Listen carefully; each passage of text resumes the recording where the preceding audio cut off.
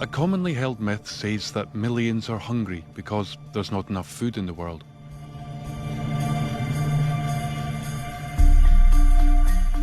That isn't true. There is more than enough food, and the possibility to produce much more.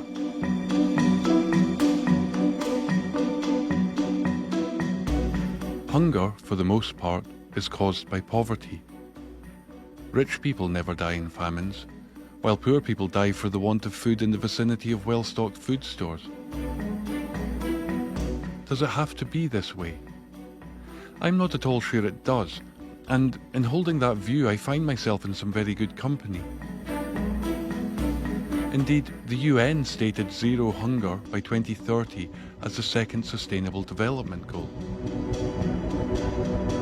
Were they serious? Could we really solve hunger?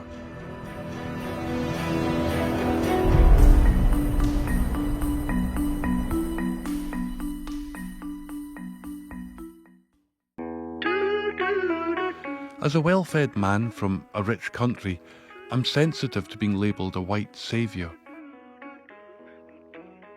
I've seen plenty of examples of people from outside imposing their solutions on the poor. It never works.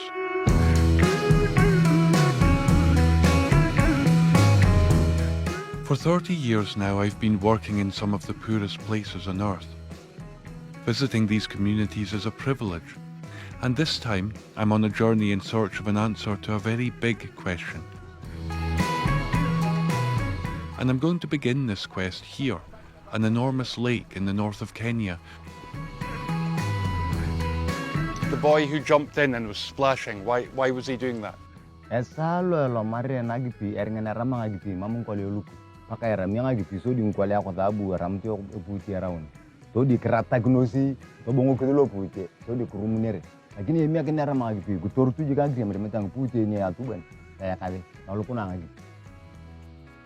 Lake Turkana is the world's largest desert lake, stretching at its northern end into Ethiopia. It's not an easy place to get to, otherwise I'm sure this astoundingly beautiful place would be thronging with tourists.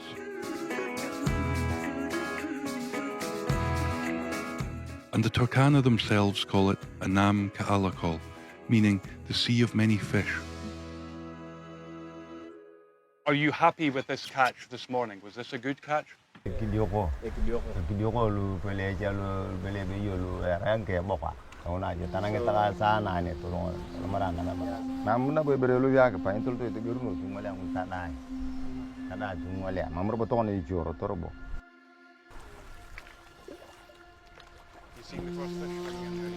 This is hard work, and sometimes these men fish all night and catch nothing.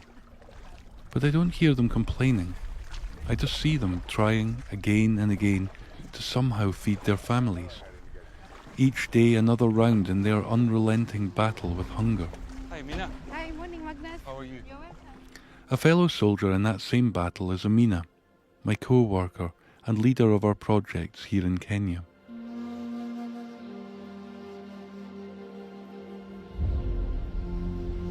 It's such a shame that in this era, a country like Kenya is still relying on aid. I believe that Kenya has capacity of, reaching out to these needy communities. I believe we have the capacity, but our systems have failed us over and over again.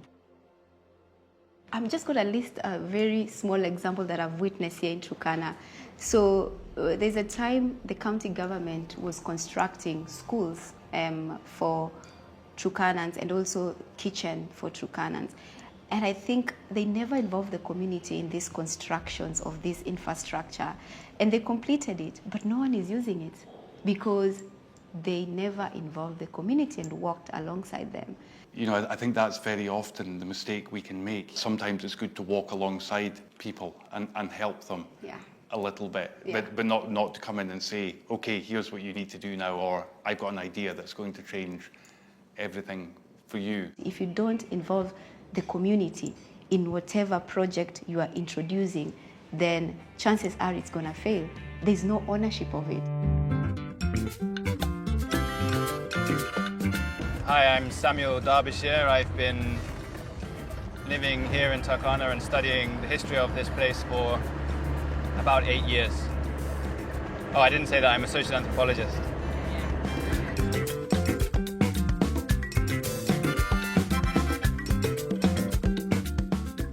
You have been friends for some time? Ayo. Aray tuan jok kuri erno. Jok. Kejaikin tu tua. Laka tokat kejaikin. That's so nice. That's very special. People have to do that, go for 2 or 3 days without eating anything, and get up every day and herd livestock and do very difficult physical work and walk for miles and go and collect water and go and collect firewood. I mean, all that stuff is amazing without, even if you're having 3 meals a day. But to do that with very little sustenance is just superhuman. Everything is oriented around livestock here. But there are all these other subsidiary livelihoods that people have. During times of crisis or catastrophe, you've got to try and depend on your friends and family members that have these other subsidiary livelihoods. And you develop these reciprocal relationships. The whole way it works is just constant movement, constant flexibility. What do you think the rest of the world might learn from the people of Turkana? Life here is about sort of constantly managing a very uncertain context. And so to do that, you have to be sort of always hedging your bets and always making the most of what's available to you. Obviously, there's been a lot of different aid and development interventions. What have you seen in that? And there's this development mindset which is still quite sort of prevalent, I think, in lots of the development sector, where the way to deal with volatility and uncertainty is to make things stable and uniform and predictable, artificially if necessary. And that's the opposite of what people in Turkana do. People here don't try and make things stable and uniform. They take them as they are and adapt to them and work with them and change whenever it's necessary. And that works. Do you sometimes think when you look at sort of aid and development that it would be better off not to intervene at all? I think to try to ameliorate drought and to try to stop people starving. Absolutely. It's often the thing that comes after that that's the problem, but it's important to involve people early on and to really have a real and meaningful dialogue with communities who, after all, have lived here for generations and know the dynamics of this land more than anyone else.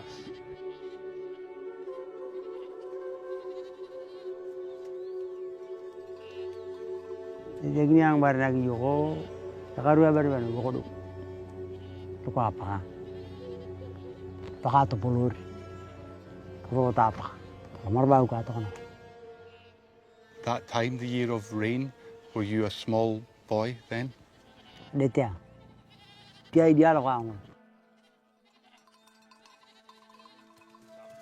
I struggle to keep up with the Kai and his son Elar, who've been walking since dawn through the baking dust. They're pastoralists, constantly moving with their animals across a vast arid landscape in search of water and grazing. When I met them yesterday, they hadn't eaten for 3 days. Turkana, the name of both the place and the ethnic group who live here, is known as the cradle of humanity, the place where modern humans first walked upright nearly 2 million years ago. It couldn't contrast more dramatically with the gentle green place I come from. It rains year-round in the glens of Scotland, but it is in fact my ancestral home, and yours too, the place where the human experience began. And I can't feel like a stranger for long amongst these people, whose quite remarkable resilience in the face of famine humbles me. Turkana is one of the poorest places on earth. They are a people used to being on the margins, on the very edge of things. But right now, the worst drought in 40 years threatens to push them over that edge. So right now you can't grow any crops until the rain comes? The animals will now get finished if the drought now insists like this.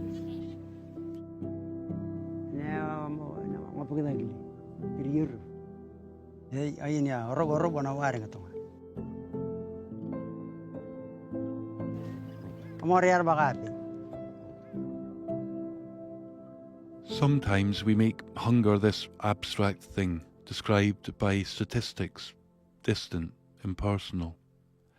And then I find myself trying to look someone in the eye who's speaking to me of the likelihood of his own family dying of hunger. As a father myself, I can't comprehend the agony of this. A father tries to teach his son to be a man, but how do you teach your child anything at all when he's hungry? I can't pretend to know how this must feel. Hunger's not just a result of poverty, it's a cause of poverty too. It's difficult to see hope here.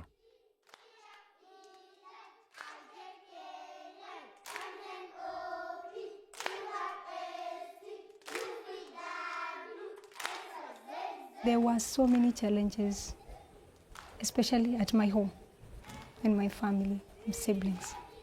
We are 6 in number, 1 boy, 5 girls. And all of us, when our parents told us, they made us one day and told us, poverty is there. And if you cannot learn or study or get education as your first priority, you're going nowhere. I see education is richness. Why? Because I can be a doctor, I get money, support my family. I can be a teacher, I get a job and support my family. That's richness. And make the others learn to know that education is great, you see. I suppose that's why we do what we do, Amina and I, like involved in these school feeding programs. And what do you feel about that? Do you think that's making a difference? Providing us with food, it's very smart. Even the parents, if they don't like it or they like it, the students say, you have nothing in this house. At school there's food. And they run to school, you see. Especially here, we have more challenges here because the parents are just there. They don't like education. They say, no, you cannot go. They don't understand that education is better, is a better life. I wish I could be a governor in this county one day. I could just come to the background here to see what people go through, especially the small kids, the young kids, you see, and help them know about education and enlighten even the parents about the goodness of education. One day we were just like you, but God helped us from where we were, and now see what we are. You see, I wish, that's my wish. I wish one day they just come from there, from those high posts, and come down here and look what people go through. That's what I was saying. Pauline's story and her passion for education is inspiring. It allows hope, even optimism, to enter in. I'd love to see her become a governor one day. I think our fellow politicians would need to hang on to their seats. But then, who would be there for the children? She understands well that it's only in the classroom that the cycle of poverty and hunger can be broken, and that today's hunger can often be the barrier which prevents children from coming to school. It's quite tough too, actually, I find, like just even these days listening to the different views. Dr. Sam with that view about how much the world can learn from the pastoralists, from their resilience, from their adaptability. And then maybe yesterday, Pauline maybe a little bit more critical of that way of life and maybe seeing it as something that just has to change. It's not easy, is it, to kind of reconcile those two views? Yeah, definitely. It's not easy, but the beauty you can see, at least people are trying to differentiate what they can be able to learn from the Turkana community, but also to change in Turkana community. For example, with Dr. Sam, I was happy with his views in terms of him learning the ways of Turkana culture, how resilient they are, how adaptive they are. But at the end of the day, you'll see that they've identified one major, source of survival, which is pastoralism, which they know how to do better. Then we have someone like Pauline, who has come from the Turkana community. She understands all these adaptability phases that they've had in their lives, but also she's very critical to identify areas that she can be able to change. While you want to change the Turkana community, also we preserve their culture, because I'm sure there's something we can learn from them living all this while, despite the harsh condition. There's something that we can learn. If we can balance education with their way of life, that would be good. It's just us to try and figure out how we can do it. You visited a Kai's family and you saw it. You saw they were sleeping under a tree, and when I asked them, they said they've not had food for 3 days. So us giving them that hope, telling them, bring these children to school, we assure you for 1 meal a day, and they're gonna get education in turn. That one is changing their mindset. And the families will think, and now we can see more of uncles and older brothers taking now the cattle for herding, and younger children are being brought to school. We can see education is key to breaking the cycles, and that food at school is essential in enabling that. But I want to understand more about that food and where it comes from.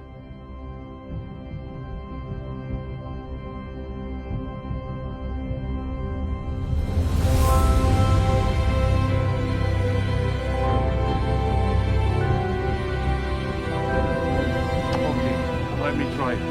I hope I don't cut my foot off. Nandi County lies a couple of 100 miles south of Turkana, the equator forming its southern boundary. It's famous for being the home of a succession of legendary world record-breaking athletes. I'm Julius. Julius. Yes. Magnus.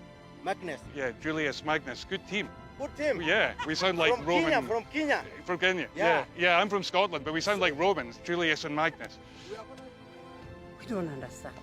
How Ukraine is affecting fuel shortage, we don't know. Someone ought to tell the Kenyans Explain. in a better way. Yeah. Otherwise, everything now is going south way because of Ukraine. Yeah. And what we can only do is to pray for the war to end. Yeah, absolutely. Yes. Everywhere where Mary's Meals is working, everywhere I go, it's the same thing. Prices are going up, fertilizer especially. So it's affecting the whole world. But I think that's one of the things that's so good about what you're doing here, is that you're doing something local. You're solving the problem yourself, so you're not So that we don't dependent pay. on what's happening somewhere else far away. Yes. I've come here to meet the remarkable women of Chaptarit's Star, who are waging war on hunger on a whole other front, and singing while they do. When we are doing the planting, that is what the song is about. The song is for the farms. The song is for food.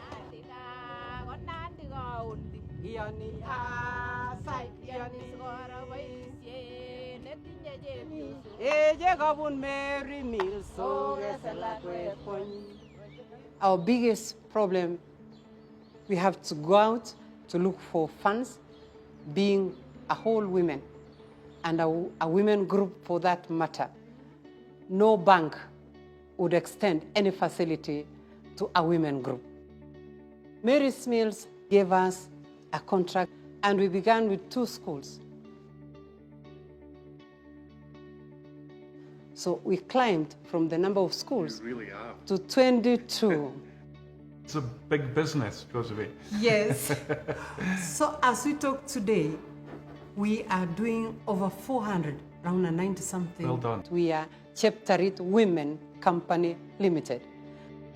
Now, our biggest challenge is that we were not anticipating this growth. We would not have realized this had it not that Mary's Meals came on board. We would not be doing what we are doing today. But it has motivated us to work more. We are proud. We'd rather go home with very little, but we see something that we have impacted out there. It makes us very proud.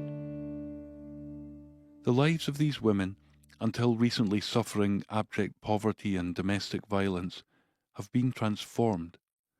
They are showing that some of the obstacles faced by the poor all over the world, access to a market, the challenge in getting a loan, a lack of education or training, can be overcome. Ngapura koro iya koro apakane check nurianan ngo ereng kudi kuam amale legen yang khalel yang la piolo rokolu pene magatarin kwale pepel rojo koni pages tam yo akrono ko ala kasana ra ri amune bere ya kamata chene na koki na mo yone mama rot lam jang le nga ko ni mi ana yelo bugo ngara ne harum dalo ya katare. Do you think things can get better here so that there might one day be no hunger? Tamidang lo tamena ka tamari. Yo karu zinga kuro kotere. Teke merti aku. Ya gwar ni bunya aku je ki bele che mai cha to joker. Turun bo bele ni anyare. Turun lo palo, turun to lo palo lo kun tin ni. Turun butun lu chio da lu. Tangkan zai.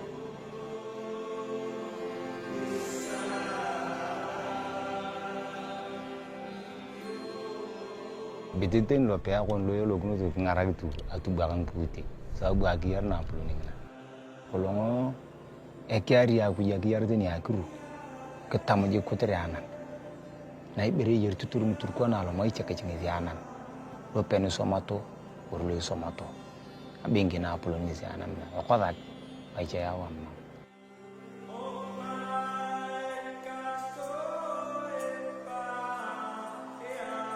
I've always found it thrilling to haul in nets and see what gleaming prize might emerge. But today, it wasn't the catch that gleamed. It was the dignity of a fisherman, who doesn't believe the world owes it to him to look after his family. He simply wants the opportunity to do so himself, the same as all good parents the world over. And even in the midst of his own very real struggle to do that, he's looking beyond his own family towards the needs of others. The poor are not the problem, they're the solution, the key builders of a better world for all of us.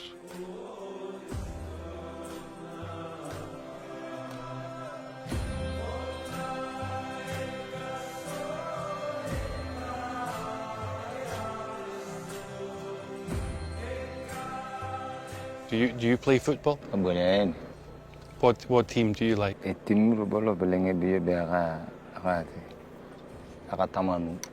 I like Liverpool.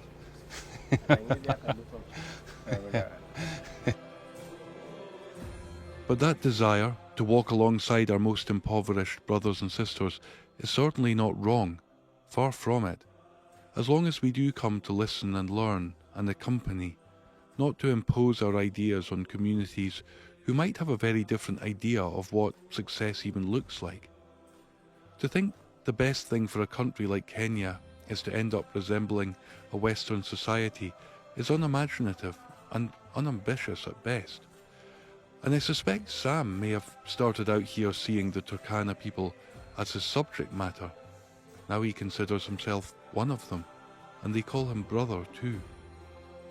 Here, in the cradle of humanity, they're showing that some of the obstacles faced by the poor all over the world, access to a market, the challenge in getting a loan, a lack of education or training, can be overcome. And every time they plant another seed in their soil, they're planting another blow on the ugly face of hunger. Here, the unqualified, the marginalized, the once despised, sing as they march to war.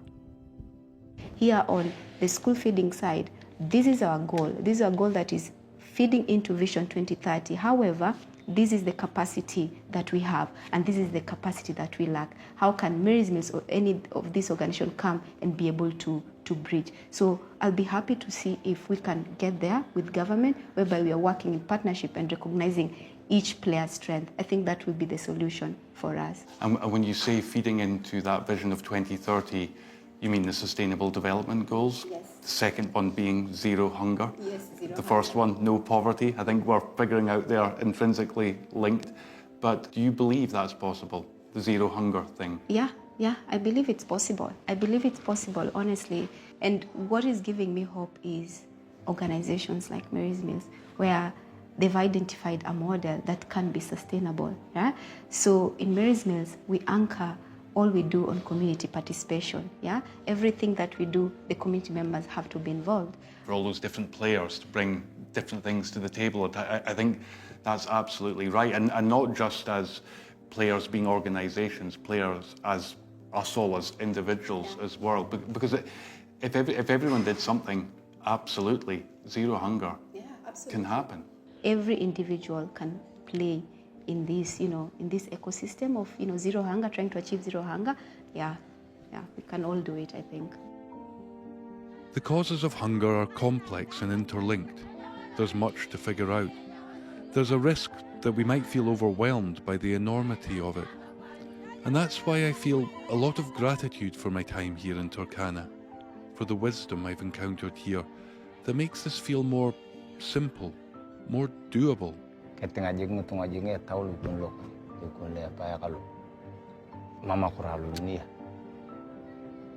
Na la na dalo to na kuni kama yokoki ama yokebotoni ama kangwalan le mam ko ne karin kalno tatapa tau ja gujulo biro to lo ke na ke yobe narakni abani kama makoro.